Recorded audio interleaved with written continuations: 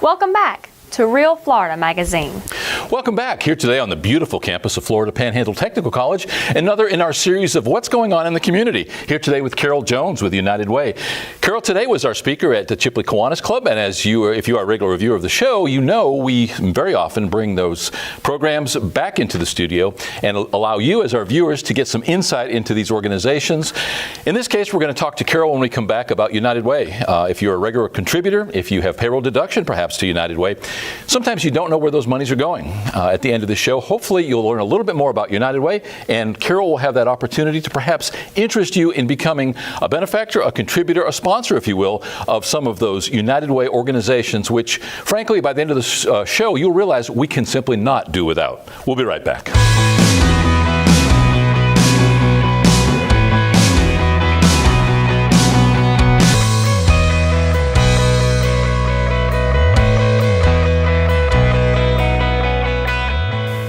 Welcome back. As mentioned, our guest today is Carol Jones from United Way.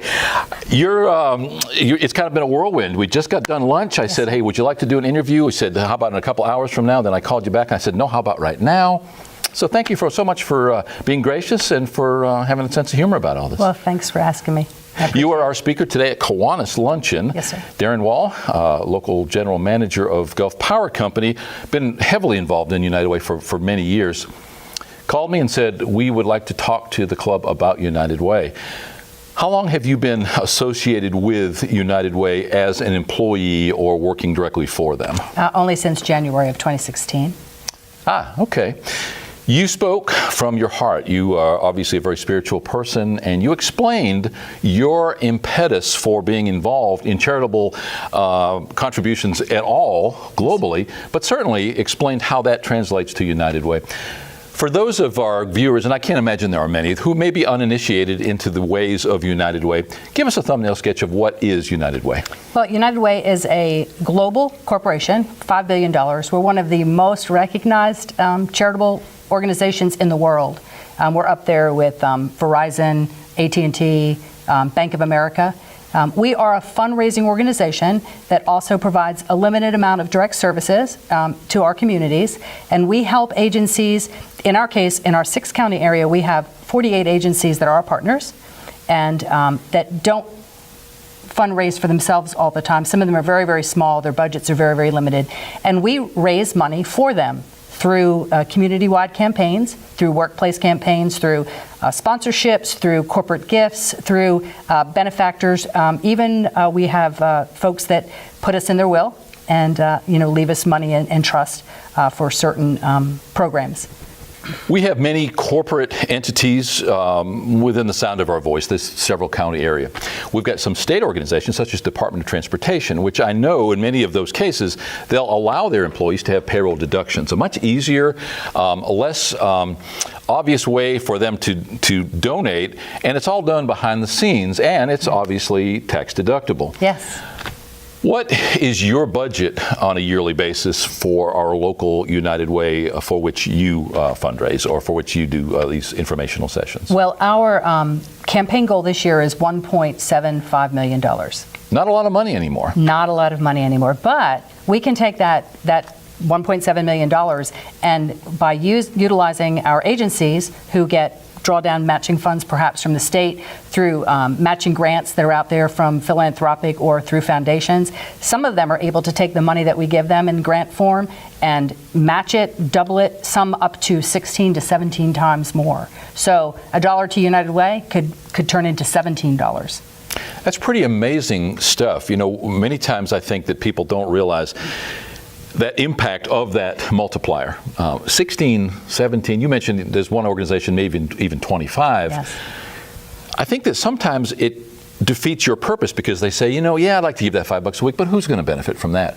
You put that multiplier in there, then all of a sudden it's a whole lot more money. Exactly. We are fortunate enough in our business to work with Early Learning Coalition, Boys and Girls Club, Boy Scouts, and I sit on some of those boards and work. So I am totally aware of what you do, where those monies goes, and the impact that it has. Right. One thing I think is really important, and I know it was important to me, but for our viewers to understand, is that money is used locally.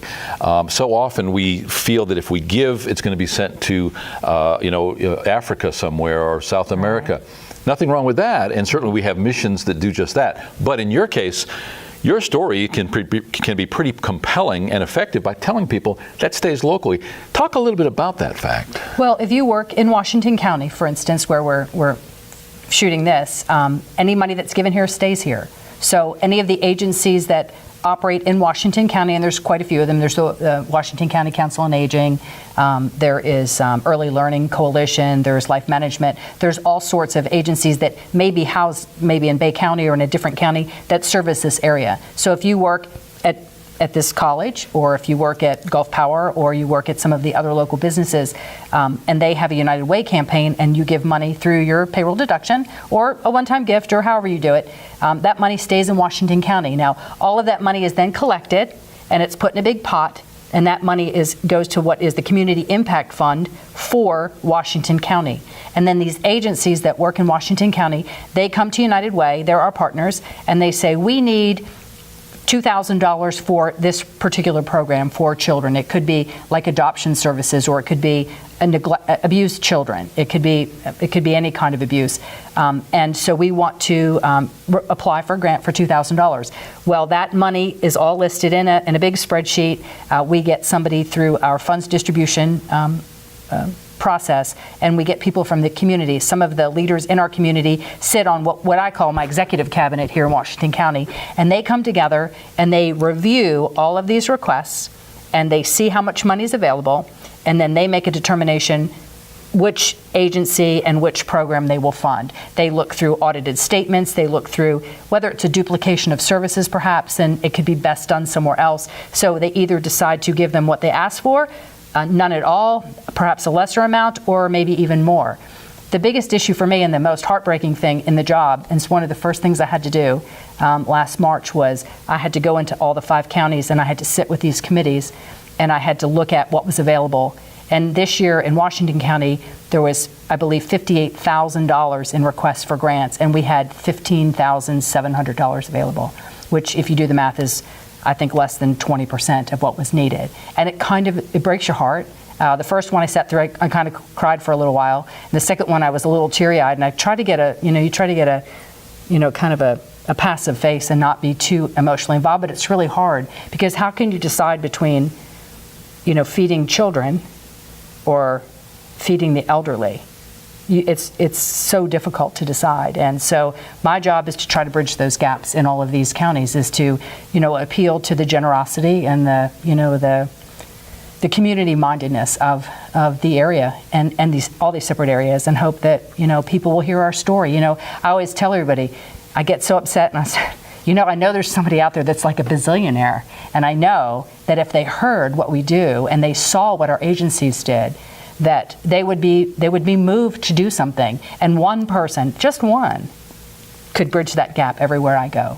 There's some amazing agencies that we deal with, that when you walk through those agencies, even to this point, I've only worked with United Way for a year, but prior to that, I was a site coordinator for the VITA program. I did taxes. I've always been a United Way contributor as a banker. I always gave my fair share. These past few years, I've given my, it's called Red Feather Fellowship. It's leadership giving, because it's really important to me. And I know where the money goes. And having been a banker, I'm really big about the finances and making sure things are good. And so now I work for the organization that I used to volunteer for. So if you're out there, whoever you might be, just let us know, and just, you can pen us a check. I'd be super excited if that ever happened. But, you can't, they always say the answer's no if you don't ask. So. And that's exactly the reason that I invited you on. No one can tell your story like you can. And in your own words, I'm talking to our viewers. Many would fight me to the death on this, but frankly, if there's kids going hungry, or if there's an animal shelter going without money, the choice is pretty obvious for me. Yes. But I also understand that they all feel that they have a dog in the fight. No pun intended. Yes. But I think the bigger story here, the bigger thing that I just came away with, is the fact that these businesses are audited, that there is accountability, yes, and that at the end of the day, we can be sure that there is good stewardship of these monies, because absolutely, nobody has money to spare. I don't care how much money you got, nobody has money to spare in your world. So if I'm going to give money, I want to be darn sure, number one, that it's being used effectively, that it's being used locally, and that even beyond that, that there is an audit trail beyond that. Yes. Sounds like you guys are doing all the right thing. If somebody wants to get involved, what can they do? Well, they can visit our website, which is unitedwaynwfl.org. and they can go to our Facebook page. They can call us at the office, 785-7521. You can become a volunteer. There's a lot more to United Way than money. We do have some other services. I kind of alluded to the VITA program. And VITA is Volunteer Income Tax Assistance. It is a program that is partnership with the IRS, where we do taxes for free for people who make, this year it'll be $64,000 or less. And it saves them hundreds of thousands of dollars in the long run in tax preparation fees. It's certified preparers that are certified with the IRS, and your money comes back just as quick. We use the same e-file. Everything is good. At the end of the year, if you were to have an audit because you forgot to bring in a form, I just did another tax return for somebody last week who had come to the VITA office in, I guess, January, February of last year, and she found out that she had an issue that she'd forgotten some W-2s and other family things, and so she just dropped them off. I redid her taxes, did an amendment, and saved them for them, and off she went. So we're still there even after the tax season's up. So what's exciting to me about the VITA program is that we're actually partnering with you here on the campus of Florida Panhandle Technical College. So there'll be more of that to come. What I would like to do, we're out of time, but what I would like to do is to reserve the opportunity to have you back sometime. You should probably come on quarterly or even monthly. Talk to our viewers, give us some more information. We love the stories about how people are impacted positively. Sometimes we have to hear some of the horror stories as well, just to help motivate us. Nobody likes the negative news, but sometimes that reinforces the reason why all of us, and sometimes it does take a village, we all need to get involved. Thank you for taking the time today. Thank you so much. I appreciate you being here at Kiwanis. More importantly, taking that extra bit of time, and I thank Darren Wall too. Originally we were going to have Darren and Carol on at the same time, and we had some technical difficulties, but please consider coming back soon. We'll stay in touch. I would love to. Thank you. Thank you. Our guest today has been Carol Jones with United Way. Hopefully you've come away feeling good if you're currently offering part of your through a payroll deduction, or if you're contributing in some way to United Way. Hopefully, more importantly, that we're going to get some incremental givers, some more incremental benefactors, sponsors, people who want to get involved in United Way. As Carol pointed out, UnitedWayNWFL.org. Yes, sir. If you want to be involved, if you want to find out some more information, she gave the phone number, that number on the screen right now. Carol Jones with United Way. Hopefully you'll get involved. We'll be right back.